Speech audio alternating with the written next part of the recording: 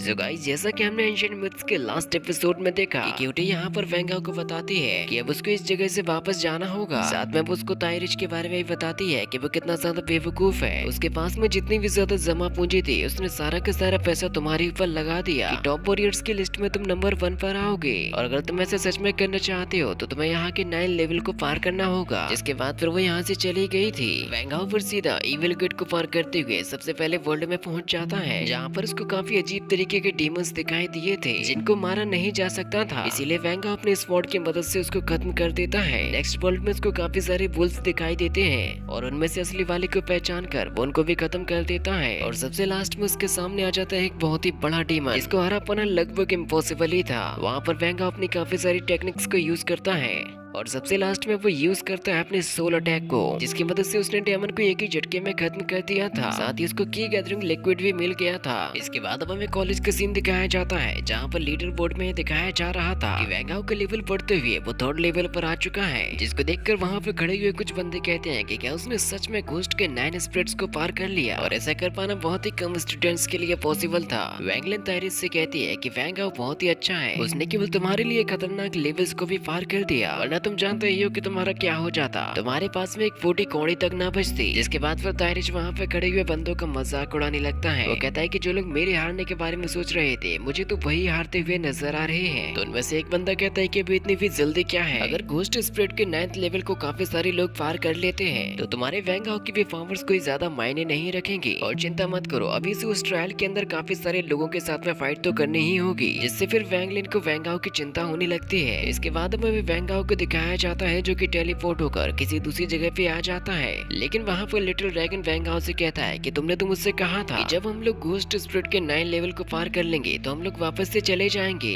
लेकिन तुम हो कि यहाँ पर लेवल पे लेवल खेले जा रहे हो। क्या तुम यहाँ पर दोबारा से फाइट करने वाले हो? वेंगाओ जैसे ही थोड़ा आगे बढ़ता है उसके पीछे से एक लड़की आ जाती है जिसके साथ में एक बंदा भी होता है, और वो कहता है कि हमने तो तुम्हें हेलो ही नहीं किया, क्या तुम मिलना नहीं चाहोगे हमारी लिटिल काइशी से? तो लिटिल ड्रैगन यहाँ पर इस बंदे से कहता है कि भले ये लड़की तुमसे छोटी दिखाई देती है लेकिन उम्र में तो छोटे मुझे तुम नजर आ रहे हो। तो बंदा गुस्से के साथ में उससे कहता है कि तुम्हारी ऐसे कहने की हिम्मत कैसे हुई? तो काइशी उससे कहती है कि तुम चिंता मत करो, मैं इसको आसानी के साथ में संभाल सकती हूँ, क्योंकि अभी तुम थोड़ी ही देर बाद देखोगे कि ये मुझसे किस तरीके से रहम की भीख मांगेगा। तो वहाँ पर वेंगाओ उससे कहता है कि क्या तुम्हें सच में लगता है कि तुम हमें हरा पाओगी? और वैसे भी माफी मांगना तो हमारे शब्दकोश में है ही नहीं। लिटिल ड्रैगन कहता है कि मेरी डिक्शनरी में तो केवल और केवल 2 ही शब्द है कि जीतना और सामने वाले को मुंह के बल गिराना। जिस बात से काइशी को काफी ज्यादा गुस्सा आ जाता है और वो उससे कहती है ये तो तुम्हें वक्त ही बताएगा कि आकर यहाँ पर कौन हारने वाला है। इसका भाई काइशी से कहता है अगर तुम चाहो तो मैं भी इनको संभाल सकता हूँ, इसीलिए सबसे पहले जाकर मुझे इससे निपटने दो। जिसके बाद फिर वो बंदा वेंगाओ की तरफ बढ़ने लगता है। तो वेंगाओ उससे कहता है कि अगर तुम्हें मरने की जल्दी है तो तुम बेशक आकर मुझसे फाइट कर सकते हो। वेंगाओ उससे कहता है कि मैंने पिछली बार तुम्हें जो सबक सिखाया था क्या वो काफी नहीं था जो तुम फिर से मुझसे मार खाने के लिए आ गए हो? तो बंदा कहता है कि मैं पिछली बार की बेइज्जती का ही बदला लेने के लिए आया हूँ, अगर हिम्मत है तो मेरा सामना करके दिखाओ। जिसके बाद वो वेंगाओ की तरफ बढ़ने लगता है। तो वेंगाओ उसको रोकने के लिए वहाँ पर अपने स्काई पाम को यूज करता है, जिसकी चपेट में आ जाने पर वो बंदा वहीं पर रुक जाता है। वेंगाओ उससे कहता है कि मैंने तो इसकी पावर को ज्यादा बढ़ाया भी नहीं है, और जब तुम इसी का सामना नहीं कर पा रहे हो तो मुझे लगता है कि इस बार तुम्हें एक नया सबक सीखने को मिलने वाला है। वो बंदा कहता है कि तुमने की गैदरिंग के 7 लेवल को पार कर लिया, लेकिन ये कर पाना तो पॉसिबल नहीं है, इतने फास्ट तरीके से इस टेक्निक को प्रैक्टिस किया ही नहीं जा सकता। तो फिर वेंगाओ यहाँ पर अपनी पावर्स को बढ़ाकर उसको पीटना शुरू कर देता है और उसकी धुलाई करते हुए वो उसको काफी दूर तक फेंक देता है। लेकिन ऐसा देखकर काइशी काफी ज्यादा गुस्से में आ जाती है। वो कहती है कि वेंगाओ तो तुम्हें इसका अंजाम भुगतना ही पड़ेगा। तो वेंगाओ उससे कहते हैं कि अगर तुम स्किल्स में ट्रेन नहीं हो तो तुम्हें मुझ जैसे बंदे के साथ में तो फाइट करनी ही नहीं चाहिए, और मुझे उम्मीद है कि तुम्हारा भाई आज के इस सबक को अपनी जिंदगी भर याद रखेगा। इसके बाद फिर काइशी अपने गुस्से और पावरफुल पंच के साथ में वेंगाओ की तरफ बढ़ने लगती है, लेकिन वेंगाओ उसको भी अपनी स्काई पाम टेक्निक की मदद से रोक लेता है। लेकिन काइशी अपने भाई से तो काफी ज्यादा ही पावरफुल थी। वेंगाओ उससे कहता है कि तुम्हें देखकर तो ऐसा लगता है जैसे कि तुम शी वैनफेंग के सबऑर्डिनेट हो। तो काइशी कहते हैं कि हाँ तुम मुझे तो अच्छे तरीके से ही जानते हो, क्योंकि मैंने कियाओ के 5th पोजीशन को भी हासिल कर लिया है। इसके बाद फिर वो अपने खतरनाक हथियार के साथ में वेंगाओ के ऊपर हमला करने लगती है, जिससे बचने के लिए वेंगाओ अपने फर्स्ट मूव्स को यूज करता है और इन्हीं की मदद से काइशी उसको टच भी नहीं कर पाती। काइशी हैरान हो जाती है कि आखिर उसको अगले मूव के बारे में पता कैसे चल गया, लेकिन अब वो अपने आप को हाई लेवल पर पहुंचाकर दोबारा से उसके ऊपर हमला करना शुरू कर देती है। लेकिन अभी भी वेंगाओ अपने फर्स्ट मोड का ही यूज कर रहा था, जिसकी मदद से वो काइशी को हराता है। साथ ही वो उसको पकड़ के उल्टा भी लटका देता है। काइशी वेंग हाउ से कहती है कि आखिर तुम्हें मेरी मूव्स के बारे में पता कैसे चल रहा था कि मैं अगले हमले में क्या करने वाली हूँ। तो वेंग हाउ उसको बताता है कि तुम्हारा ये जो यंगर ब्रदर है वो भी मेरे साथ में ही था, और वहीं पर हमें सिखाया गया है मार्शल आर्ट के कुछ मूव्स को, और उन टेक्निक्स की मदद से हम अपने प्रतिद्वंदी की भी टेक्निक का पता लगा लेते हैं। तो फिर काइशी यहाँ पर गुस्से के साथ में कहते हैं कि ठीक है, अगर तुम सभी चीजों के बारे में जान सकते हो तो अब तुम मेरे चोजन फ्लेम्स से बच के दिखाओ। और उससे बचने के लिए वेंग हाउ तुरंत ही दूर हट जाता है। काइशी तो यहाँ पर काफी ज्यादा ही गुस्से में थे। वो कहते हैं कि अब ये चूहा बिल्ली का खेल बंद करो और मुझसे आकर फाइट करो। काइशी का एक बार इतना ज्यादा खतरनाक था कि वेंग हाउ को उसको रोकने में अपनी काफी ज्यादा ऊर्जा का यूज करना पड़ता है, लेकिन काइशी भी कहाँ हार मानने वाली थी और वो वेंग हाउ को हराने में अपनी पूरी शक्ति लगा देती है। वेंग हाउ उसके ऊपर अपनी काफी सारी टेक्निक से हमला कर रहा था, तभी उसका जो वेपन होता है वो वेंग हाउ के ऊपर पीछे से हमला करते हुए आगे निकल जाता है। लेकिन अब इसकी वजह से वेंग हाउ का हाथ काफी ज्यादा डैमेज हो चुका था। काइशी वेंग हाउ से कहती है कि मैंने तो तुमसे पहले ही कहा था कि तुम मेरे चोजन फ्लेम से नहीं बच सकते, और तुम यहाँ पर काफी देर से टाइम पास कर रहे हो। अब तुम्हें मेरा काम जल्दी से कर देना चाहिए, क्योंकि तुम्हारी हालत तो वैसे ही खराब हो चुकी है। तो वेंग हाउ से कहता है तुमसे ये किसने कह दिया कि मैं इससे नहीं बच सकता, क्योंकि अब वो चोजन फ्लेम को तुरंत ही ब्रेक करके वहाँ पर खड़ा हो जाता है। जिसके बाद फिर वो एक बहुत ही तगड़ी किक हिट करता है काइशी को। काइशी उस किक से खुद को तो बचा ही नहीं पाती। वेंग हाउ कहता है कि मेरे केवल सिंपल ऑरा ने तुम्हें तो तोड़ कर रख दिया, और मुझे लगता है कि तुम तो अपने भाई से भी ज्यादा कमजोर हो। लेकिन अब वहाँ पर काइशी अपने गॉड मोड में आकर खड़ी हो जाती है। वेंग हाउ कहता है कि इतनी बड़ी चीज से बच पाना तो नामुमकिन है। इसके बाद फिर काइशी तुरंत ही वेंग हाउ के ऊपर हमला करने के लिए बढ़ने लगती है। वेंग हाउ उसको रोकने के लिए अपने काफी सारी मूव्स को ट्राई करता है, लेकिन वो काइशी को नहीं रोक पाता, और काइशी उसकी गर्दन पकड़कर उसको नीचे पटक देती है और उससे कहती है कि तुमने अपनी ही मौत को दावत दी थी। तो वेंग हाउ से कहता है कि मुझे अपनी तो चिंता है ही नहीं, क्योंकि अब वो यहाँ पर अपने सोल अटैक को ट्राई करता है, जिसकी वजह से एक बहुत ही तगड़ा वार काइशी को काफी ज्यादा घायल कर देता है। काइशी की बॉडी से सारी की सारी ऊर्जा निकल जाती है, जिसको एब्जॉर्ब कर लेता है वेंग हाउ। वेंग हाउ कहता है कि सेवन ल्यूमिनरीज भी काफी अच्छा मैजिक आर्ट करते हैं, यानी कि अभी तक जो उसका शक था वो यकीन में बदल जाता है कि एकेडमी में वाकई में डेमंस पाए जाते हैं। लिटिल ड्रैगन वहाँ पर आकर वेंग हाउ से कहता है कि तुमने तो इसकी सोल को भी कई टुकड़ों में तोड़ दिया, इसीलिए मुझे नहीं लगता कि अब ये कभी भी उठ पाएगी। लेकिन वैसे हम लोग इससे इस बात के बारे में तो पूछना भूल ही गए, इसके पास जो मैजिक पावर से वो आकर आई कहाँ से है। वेंग हाउ कहता है कि हमें इसके बारे में पूछने की भी कोई जरूरत नहीं है, क्योंकि इसके बारे में तो हमें सेवन ल्यूमिनरीज से पता चल ही जाएगा। अभी वहाँ पर एक और पोर्टल खुलता है जिसमें से वो दोनों ही जाने वाले थे, लेकिन उसी वक्त पर काइशी यहाँ पर वेंग हाउ का पैर पकड़ लेती है। अकेडमी में खड़े हुए बंदे इस बात को देखकर हैरान रह जाते हैं कि काइशी जैसी पावरफुल लड़की भी वेंग हाउ को नहीं हरा पाई, जिससे कि उन लोगों का पैसा डूबने वाला था, क्योंकि उन लोगों ने वेंग हाउ के हारने पर पैसा लगाया हुआ था। लेकिन इस चीज से ताइरिश को बहुत ही ज्यादा फायदा होने वाला था। एलन कहती है कि मुझे पूरा भरोसा है कि वेंग हाउ ये करके दिखा सकता है, लेकिन तभी वहाँ पर ताइरिश कहता है कि मुझे काफी अजीब सी फीलिंग आ रही है। उसी वक्त वहाँ पर एंट्री होती है प्रिंस की। प्रिंस ताइरिश से कहता है कि मैं कभी भी पैसे लेकर नहीं घूमता, लेकिन मेरे हाथ में ये जो व्रेंच है उसकी कीमत मिलियंस ऑफ गोल्ड कॉइन्स के बराबर है, इसीलिए मैं इस चीज को दाव पर लगाना चाहता हूँ कि वेंग हाउ आज के इस खेल में जरूर हारेगा। तो तभी वहाँ पर वेंगलिन कहते हैं कि तुम ये क्या कह रहे हो, क्योंकि वेंग हाउ तो वैसे भी जीत चुका है, वो नंबर 1 पर आ चुका है। लेकिन तभी हमें पता चलता है कि किसी और ही बंदे ने ट्रायल को ज्वाइन किया, जिसका नाम होता है जाओ टियानचेन। दोनों की फाइट किस तरीके से होगी वो हमें नेक्स्ट पार्ट में दिखाई जाएगी।